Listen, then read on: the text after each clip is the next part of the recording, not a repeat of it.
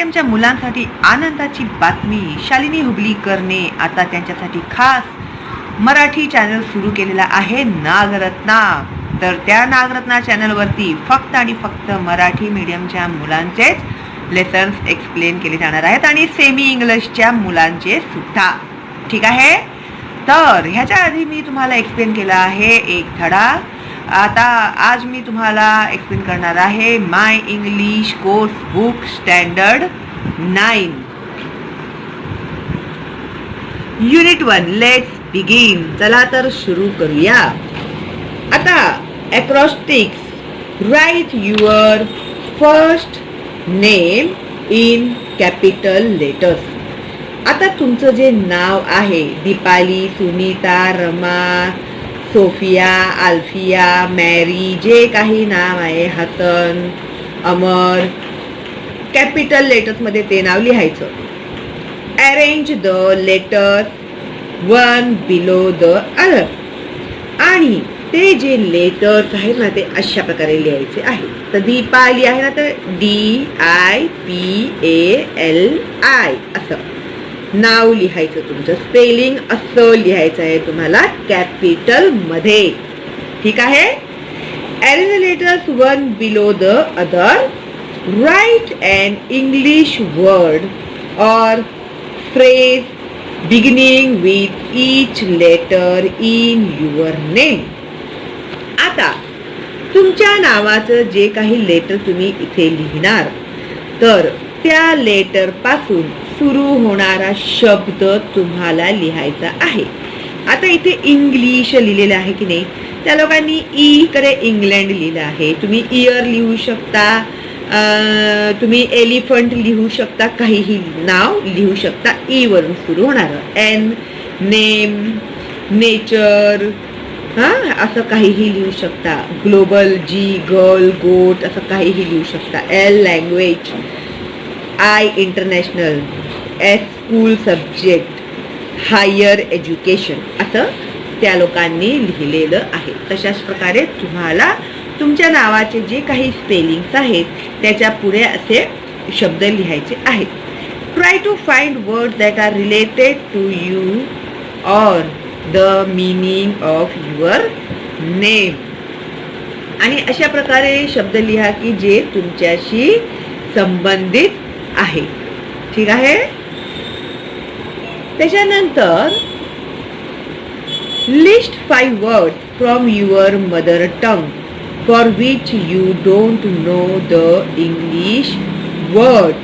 आता तुमच्या मातृभाषेमध्ये तुम्ही 5 शब्द लिहा आणि त्याचे तुम्हाला इंग्रजीचे जे अर्थ माहीत नाही आहेत असे. But want to find them. पण त्यांना तुम्हाला शोधायचं आहे. See if your friends can give you those words. किंवा बघा तुम्ही तुमचा मित्र तुम्हाला ते शब्द देतो का. Find the remaining words with the help of your teacher, the internet, a good bilingual dictionary. नाहीतर तुमच्या टीचरच्या मदतीने, इंटरनेटच्या मदतीने, डिक्शनरी जी येते ना ऑक्सफोर्डची वगैरे, तर त्या डिक्शनरीच्या मदतीने सुद्धा तुम्ही शब्दांचे अर्थ शोधू शकता. सेंटेन्सेस. Form pairs.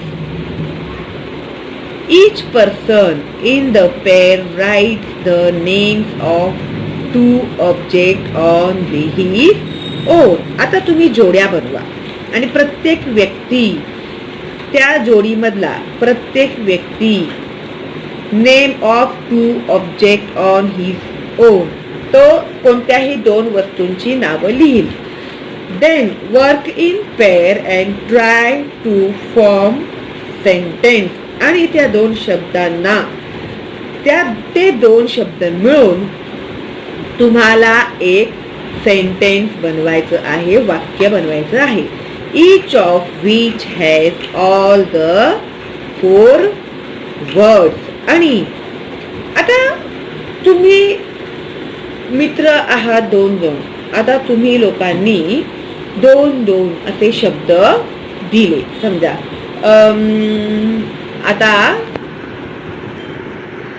समजा हे 4 शब्द झाले तुमचे. Tree, big, house, front. तर तुम्हाला हे 4 शब्द त्या वाक्यामध्ये येतील असं वाक्य तयार करायचंय.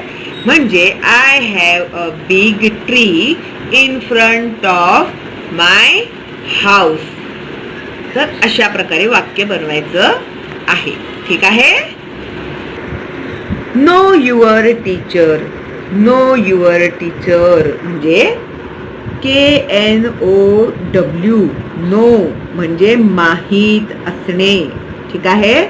No your teacher. आता तुमच्या टीचरच्या बद्दल तुम्हाला इथे माहिती दिलेली आहे किंवा तुम्हाला लिहायची आहे टीचरला विचारून. Interview your teacher using the following point. आता तुम्ही तुमच्या शिक्षकांचं इंटरव्ह्यू घ्यायचं आहे. तर सगळ्यात आधी तुम्ही त्यांना काय विचारणार? ही म्हणजे तो, हर म्हणजे ती, तिचं नेम, नाव विचारणार.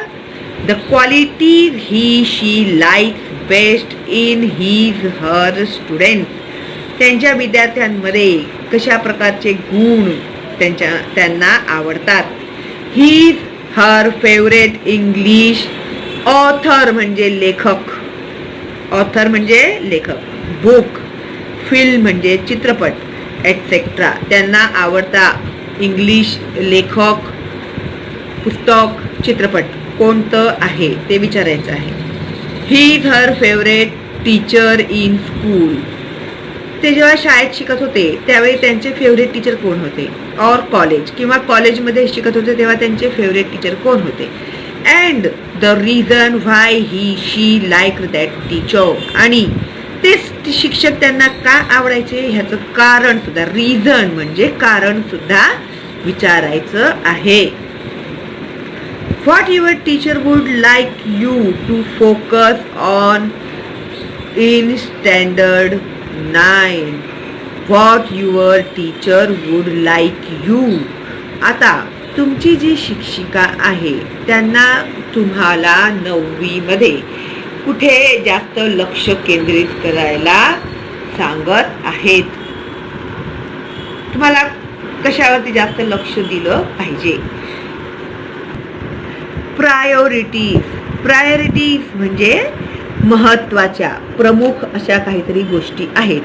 Hold a discussion in the classroom to decide your priorities for this year's work.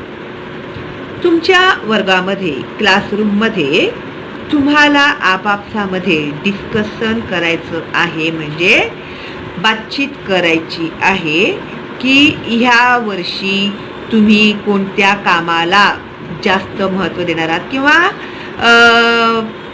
प्राथमिक दर्जा देणार आहात. प्राधान्य, प्रायोरिटी म्हणजे प्राधान्य देणार आहात. Together with your classmates and teacher number the following order of priority. आणि आता शिक्षक आणि तुमच्या वर्गमित्र ह्यांना मिळून तुम्ही सगळ्यांनी मिळून काय करा, तुमच्या ज्या प्राथमिक गरजा आहेत त्यांची एक लिस्ट तयार करा आवश्यकतेनुसार. ठीक आहे. जे फार अर्जंट आहे ते नंबर 1 वरती असणार, त्याच्यापेक्षा कमी अर्जंट 2, 3, 4 असं. You may add more features to this list. Pronunciation म्हणजे उच्चार करणे. स्पीकिंग म्हणजे बोलणे. स्पेलिंग सगळे पाठ करावे लागतील ना तुम्हाला. Pronunciation, PRO pro, pronunciation PRO pro, NUN nun, ciation CIATION. आता ना पुष्कळ मुलांना अशी सवय असते की श सांगितलं की ते S लिहितात. तर असं नाही आहे. उच्चारावरती स्पेलिंग्स बनतात, म्हणून तुम्हाला हे स्पेलिंग लिहून लिहूनच पाठ करावे लागतील. ठीक आहे. The teacher may allow student to use their mother tongue while discussing the priorities. आता जेव्हा वर्गामध्ये तुम्ही जे महत्त्वाच्या वस्तू डिस्कस करणार आहात, आपसामध्ये बातचीत करणार आहात, त्यावेळी टीचर्सनी जर तुम्हाला इंग्लिशमध्ये बोलता येत नसेल तर मदर टंग मध्ये तुमच्या भाषेमध्ये सुद्धा बोलायची परवानगी दिली पाहिजे. प्रोनाउन्सिएशन म्हणजे उच्चार, स्पीकिंग म्हणजे बोलणे, बोलते, listening to English programmes on radio and TV. Listening म्हणजे ऐकणे किंवा पाहणे, टू इंग्लिश प्रोग्राम काय बघणे, इंग्लिश कार्यक्रम, ऑन रेडिओवरती किंवा टीव्ही अँड टीव्ही आणि टीव्हीवरती इंग्लिश कार्यक्रम बघणे, पाहणे, ऐकणे, काहीही. ठीक आहे. तर हे कंटिन्यू ऐकल्याने इंग्लिश तुम्हाला जरी काहीही समजत नसलं तरी सुद्धा जर तुम्ही रोज अर्धा एक तास पण बसून न्यूज बघितलं इंग्लिशमधले, सिरियल बघितले इंग्लिशमधले, पिक्चर बघितले इंग्लिशमधलं, असं काही गरजेचं नाही आहे की तुम्ही लोकांनी इंग्रजी पिक्चरच बघितले पाहिजेत. आपले हिंदी पिक्चर सुद्धा इंग्लिशमध्ये डबिंग केलेले सुद्धा तुम्हाला पाहायला भेटतील. तर ते पिक्चर तुम्ही बघा त्याच्याने, किंवा न्यूज ऐका, टी व्हीवरती जे चालतं ते न्यूज ऐका. त्याच्याने ना तुमची इंग्लिश ऐकून ना ते सवय होत जाईल आणि ते मग हळूहळू काय होतं, ते लोक काय बोलतायत ते तुम्हाला समजायला लागेल आणि हळूहळू करून तुम्हाला मग ते इंग्लिश फार सोपं वाटायला लागेल आणि मग सगळं समजायला लागेल तुम्हाला ते लोक काय काय बोलतात. आणि जे शब्द तुम्हाला नाही येत ते तुम्ही इंटरनेटवरती शोधा, डिक्शनरीमध्ये शोधा.